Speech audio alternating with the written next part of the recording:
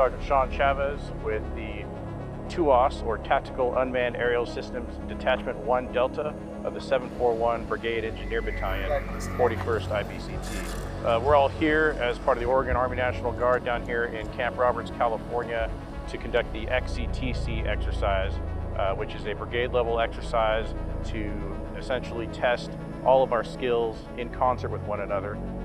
Units typically drill in an individual capacity, and so we're just trying to put all the pieces here together and make it all work. In the Army National Guard, I'm a MOS 15 Whiskey, which is an Unmanned Aerial Systems operator. So we fly the unmanned aircraft.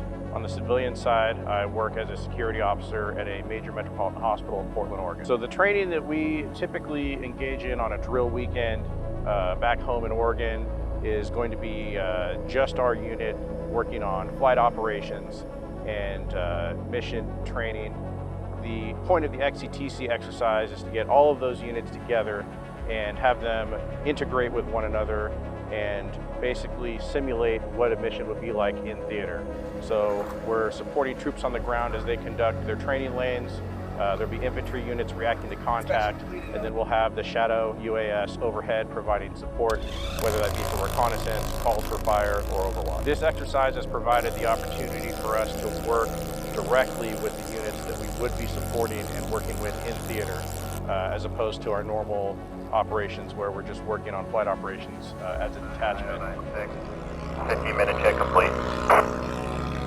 And so I've had a lot of face-to-face time with the collections and military intelligence personnel that we would be providing our reconnaissance information to, and basically getting an overall picture of how it all works together at the battalion and brigade level. For anybody who's interested in doing this job, either as a 15 Whiskey aircraft operator or a 15 Echo aircraft maintainer, it requires months of schooling at an MOS school in Fort Huachuca, Arizona. It's a very technical and high-skilled position. It's very high demand and has a lot of job opportunities and prospects in the civilian world outside of the military.